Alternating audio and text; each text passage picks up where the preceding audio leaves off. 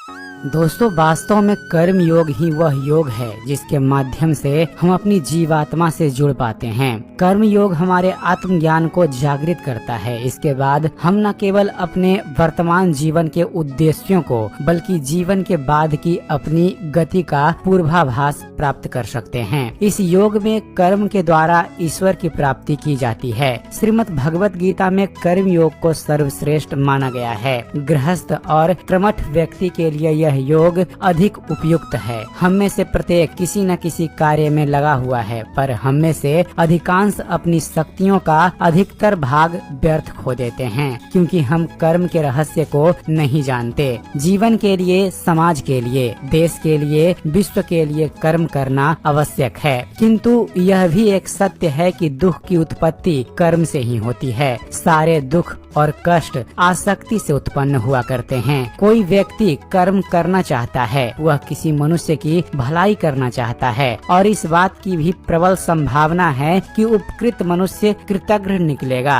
और भलाई करने वाले के विरुद्ध कार्य करेगा। इस प्रकार सुकृत्य भी दुख देता है। फल यह होता है कि इस प्रकार की घटना मनुष्य को कर्म से दूर भगाती है। यह दुख या कष्ट का भय कर्म और शक्ति का बड़ा भाग नष्ट कर देता है। कर्म योग सिखाता है कि कर्म के लिए कर्म करो, आसक्ति रहित होकर कर्म करो। कर्म योगी इसलिए कर्म करता है कि कर्म करना उसे अच्छा लगता है और उसके परे उसका कोई हेतु नहीं है। कर्म योगी कर्म का त्याग नहीं करता, वह केवल कर्म फल का त्याग करता है और कर्म जनित दुखों से मुक्त हो जाता है। उसकी स्थिति इस संसार में एक दाता के समान है और वह कुछ पाने की कभी चिंता नहीं करता। वह जानता है कि वह दे रहा है और बदले में कुछ मांगता नहीं, और इसलिए वह दुख के चंगुल में नहीं पड़ता। वह जानता है कि दुख का बंधन आसक्ति की प्रतिक्रिया का ही फल हुआ करता है। दोस्तों, भगवत गीता में कहा गया है कि मन का समत्व भाव ही योग है, जिसमें मनुष्य सुख दुख,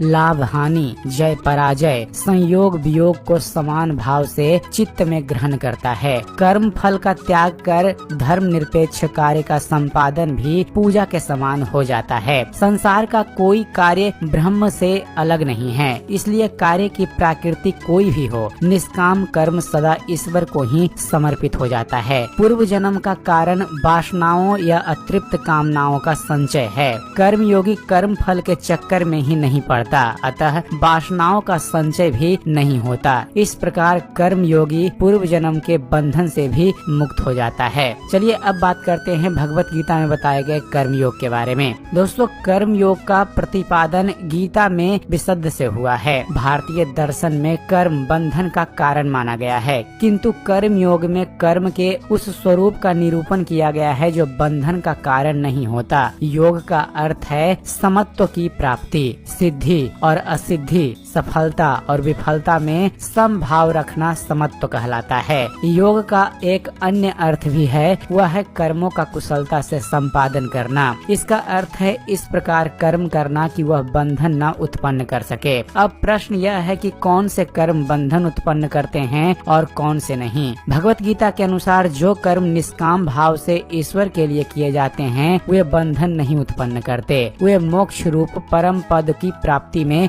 सहायक होते हैं। इस प्रकार कर्म फल तथा आसक्ति से रहित होकर ईश्वर के लिए कर्म करना वास्तविक रूप से कर्म योग है, और इसका अनुसरण करने से मनुष्य को अभ्युदय तथा निश्रेयस की प्राप्ति होती है। भगवत गीता के अनुसार कर्मों से संन्यास लेने अथवा उनका परित्याग करने की अपेक्षा कर्म योग अधिक श्रेयकर है। कर्मों का केवल परित्याग कर देने से मनुष्य सिद्धि अथवा परम पद नहीं प्राप्त करता। मनुष्य एक क्षण भी कर्म किए बिना नहीं रहता। सभी अज्ञानी जीव प्राकृतिक से उत्पन्न सत्व, रज और तम, इन तीनों गुणों से नियंत्रित होकर परवश हुए कर्मों से प्रवृत्त किए जाते हैं। मनुष्य यदि ब्रह्म दृष्टि से कर्म ना भी करे और विषयों में लिप्त ना हो तो भी वह उनका मन से चिंतन करता है। इस प्रकार का मनुष्य मूढ़ और मिथ्या आचरण करने वाला कहा जाता है। कर्म करना मनुष्य के लिए अनिवार्य है, उसके बिना शरीर का निर्वाह भी संभव नहीं है। भगवान श्री कृष्ण स्वयं कहते हैं कि तीनों लोकों में उनका कोई भी कर्तव्य नहीं है, उन्हें कोई भी अप्राप्त वस्तु प्राप्त करनी नहीं रहती,